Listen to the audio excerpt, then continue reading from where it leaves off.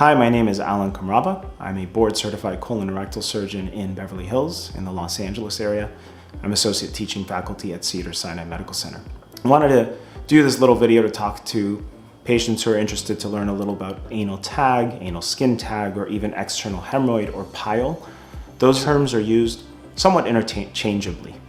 An anal tag and why it's interchanged with an external hemorrhoid, they're essentially the same thing. The hemorrhoid is the vein underneath the skin, and the tag is the skin that got stretched due to the hemorrhoid. One way to kind of think about it is patients who had morbid obesity and took Ozempic or had a gastric bypass, they lose all the weight, and then they have what's commonly done with plastic surgeons, a tummy tuck. Our skin does a very good job of stretching, but does a very poor job of de-stretching. And so once skin stretches, it a lot of times doesn't de-stretch. And so a lot of patients who had morbid obesity then have to have the excess skin that had stretched in their abdomens or their bellies removed by an abdominoplasty or a tummy tuck. Same basic idea here. A hemorrhoid at some point, you may have noticed it when it would thrombosed or not, had enlarged around the anal area and stretched the skin around it. And so the idea of an anal skin tag or an anal tag is stretched skin around the anus. The muscles beneath it are fine. Typically the actual hemorrhoidal vein that led to it at this point, if you just have a remainder of an anal tag, in it itself has withered. A little remnant of it may remain. But the main focus is how do we remove it? Just like people have had stretched skin on their belly, and I'll keep using this as the analogy, it doesn't just de-stretch. You can look at different types of techniques. I'm often asked by patients, can I freeze it? Can I heat it? Can I rubber band it? And my general answer is that those aren't great treatments. We'll start with each one. Rubber banding and anal tag. I highly recommend against all the other treatments, this is the one not to do, but people still do it. And the reason is that one, it hurts tremendously. It's a very sensitive area. Like our fingertips, the anal area is innervated with a lot of pain fibers and sensory fibers that serve lots of purposes. One, for instance, very easy to understand, is how do we differentiate when we are passing gas versus solid versus liquid? Very fine-tuned sensory fibers there just to give that communication to our brain so that we can know what to do with it. And so those sensory fibers, if you put a rubber band at home or tie it off yourself at home, which people have done, can be exceedingly painful. The other risk is that that area can get infected when tied off, and that's the bigger thing that concerns me beyond the pain. You know, people can take pain, and if they're comfortable with it, they can do it. But it's also imprecise, and precision is the key thing I will be building up to as we go through these. Freezing and heat or laser are the other thing. I will often see patients who have gone to med spas or other clinics that told them they will freeze it off or laser it off. And after successive many treatments and lots of cost, it's still there, and they're coming here for something more definitive and final. And the reason is think of it like any other cosmetic surgery. This is a cosmetic surgery, just in a place that we don't typically think of as a cosmetic region, but it's a cosmetic surgery. If we wanted to do something to our face, our belly, or any other part of the body, we want that surgeon to be precise as possible, to allow the skin to heal so it looks natural. With freezing, you're essentially saying, I'm gonna freeze this area and hope it sloughs off. Well, to what edge? To what amount? If I overfreeze, I can cause a problem. And so typically we will overfreeze or underheat to allow that tissue to slough off, requiring multiple repeated treatments. And I haven't seen a lot of success with that method, and so I don't typically deploy that. Anal skin tags in of themselves will typically not fall off on their own or go away. They're considered to be a cosmetic kind of issue, and that's why insurance companies oftentimes, and most often, do not offer any kind of coverage for these treatments.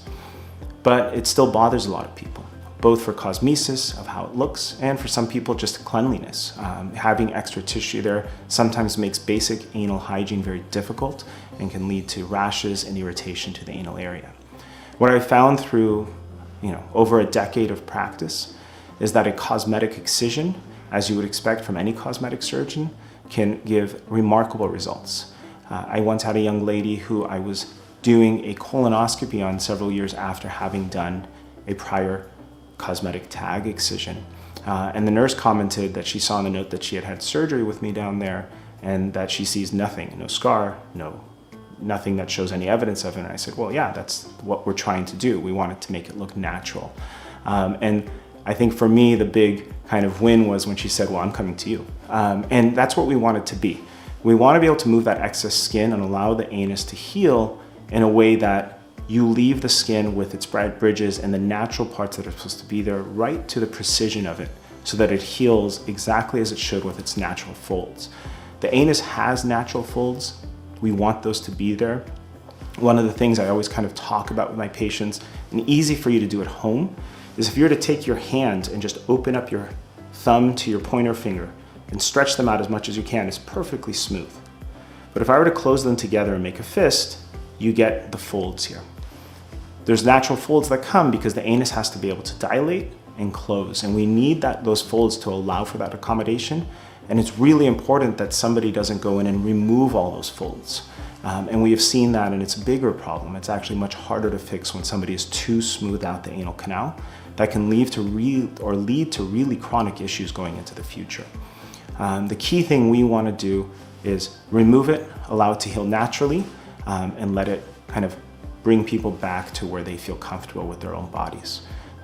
For the most part, we can do the overwhelming majority in the office setting. It does not require you to go to a surgical center or be under anesthesia.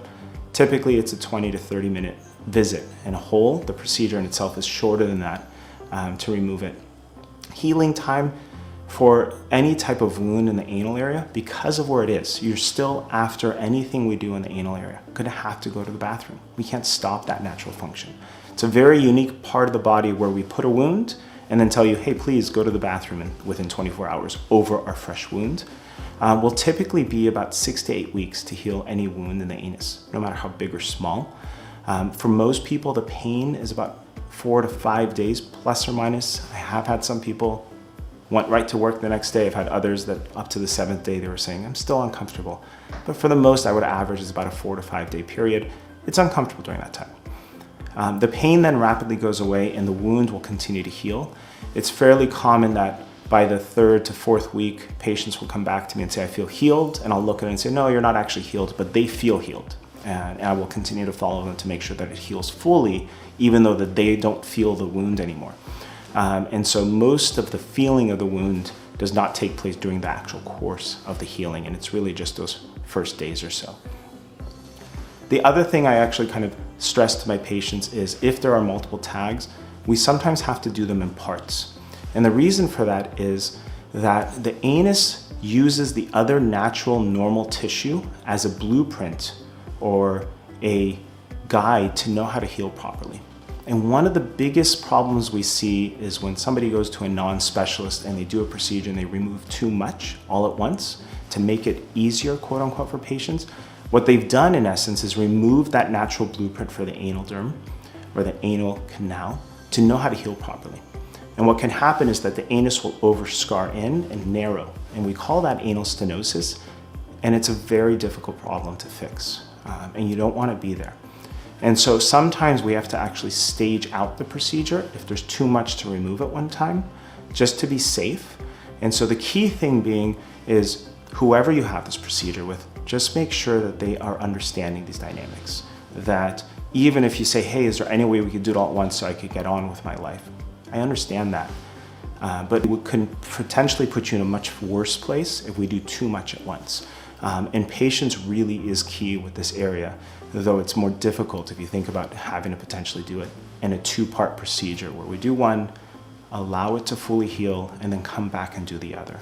But for the long term, it's a far better outcome. One of the things that people ask is, well, if you do the cosmetic excision, it's with a scalpel, doesn't that hurt more? Are there less painful ways, more minimally invasive ways to do it? I would say that for the best outcome for the area, what I found after many, many years of doing this is it gives the very best outcome. The least likelihood that we're gonna have to see each other multiple times and do further procedures. And my patients have been happy. And that's really kind of the barometer for me is what is the outcome for what patients want? And I have seen it because I've seen patients who have had the freezing or they tied it off at home or they went to a laser center and then they end up coming to me because they weren't happy. And then when we finished, they were happy. And the key is that we want to make it natural. There is discomfort, and we will be here to coach you through it the whole way. It's short-lived, and trust me, you'll be able to handle it if this is something that you think you need to do. My name is Kamrava. I'm a board-certified colorectal surgeon in Beverly Hills.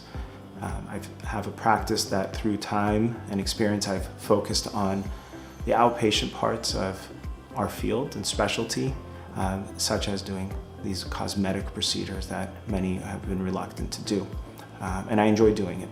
And so if you have questions, we're here to help. If you live far away, we're happy to jump on the phone and do even a virtual consultation and just talk you through it and potentially give you suggestions of physicians in your area that may be able to help you.